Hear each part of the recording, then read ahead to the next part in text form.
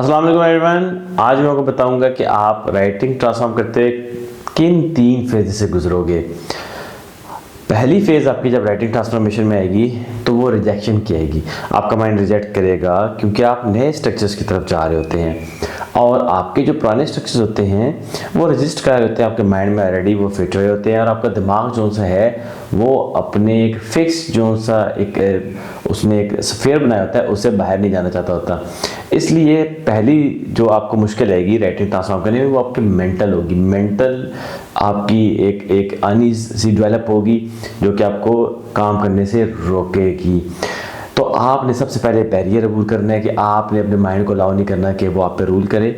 और जब आप स्ट्रक्चर्स ट्रांसफॉर्म करने की बात करते हैं, अपनी इंग्लिश बेहतर करने की बात करते हैं, तो सबसे पहले अपने दिमाग को समझाएंगे कि ये काम करना है, वरना आपको आपका माइंड उस काम की तरफ कभी नहीं जाने देगा और आपके स्ट्रक्चर कभी ट्रांसफॉर्म नहीं होंगे। और जो पुराने पैटर्न्स आपने लर्न किए हुए हैं आप उन्हीं पर रहोगे और वही पैटर्न्स आपको बार बार तंग करते रहेंगे आपके अच्छे रिजल्ट्स ना आने की फॉर्म में। पहला स्टेप अगर आप वो कर लेते हो, यानी कि अपने माइंड को आप काबू कर लेते हैं और आप स्ट्रक्चर ट्रांसफॉर्म करना शुरू कर देते हैं, दूसरी मुश्किल क्या आएगी आपको? कंसिस्टेंसी की।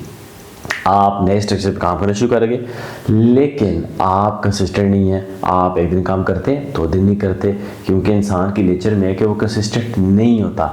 तो कंसिस्टेंसी एक नए पाथ को अडॉप्ट करके उस पर कंसिस्टेंट रहना, ये दूसरा बहुत अच्छा तरीका है, ये दूसरा राज है अपने स्ट्रक्चर को ट्रांसफॉर्म करने का। और अगर आप कंसिस्टेंट नहीं रहते तो आप दोबारा पुराने पैटर्न्स पे जाके बैठ जाओगे क्योंकि आपकी ट्रांसफॉर्मेशन नहीं आ रही होगी।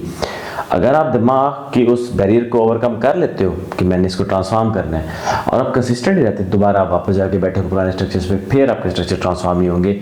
तो मेंटल बैरियर को उसको अबूर करने के बाद दूसरा जो आपका राज है वो है कंसिस्टेंट रहें नए पाथ पर। और जब आपने पहले 2 स्टेप अबूर कर लिए, अब तीसरा पाथ क्या है? अब तीसरा पाथ ये है कि आप अपने रीडिंग को इम्प्रूव करें ताकि आपका जो ट्रांसफॉर्मेशन आपने एक्वायर की वो आपको अच्छे आइडियाज़ की फॉर्म में पेपर पे नजर आने शुरू हो।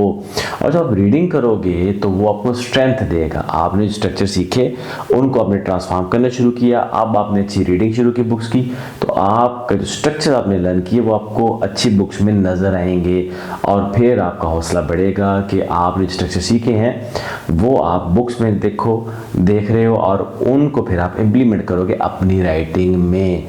और ये जो 3 स्टेप्स हैं ये चूँकि आपके सामने रोज़ाना एक इम्प्रूवमेंट नहीं आ रही होती, तो सबसे पहला स्टेप पूरा करना मुश्किल होता है कि आप अपने नए स्ट्रक्चर्स को जब अटैम्प्ट कर रहे होते हैं तो माइंड को की रेजिस्टेंस को ओवरकम करना बड़ा मुश्किल होता है।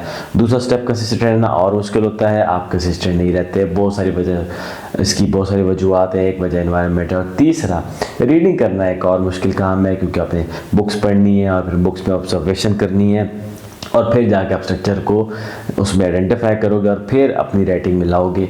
तो ये 3 स्टेप्स जिसने कर लिए वो अपनी राइटिंग को डेफिनेटली ट्रांसफॉर्म करेगा। इसीलिए राइटिंग जो है ये एक टाइम कंज्यूमिंग काम है, ये 2-4 दिन में नहीं होती आपको और आपको इस पर टाइम लगेगा। तो इन 3 स्टेप्स को फॉलो करें, अपने आप को ट्रेन करें, आप पॉजिटिव रहें। इन 3 स्टेप्स पे आपको टाइम लगेगा लेकिन आउटकम बहुत ज़बरदस्त होगी। तो ये राज है आपके स्ट्रक्चर्स को ट्रांसफॉर्म करके एक परमानेंट अपनी राइटिंग को बेहतर करने के। अगर ये फॉलो अप नहीं करोगे तो आपकी राइटिंग कभी ट्रांसफॉर्म नहीं होगी। शुक्रिया।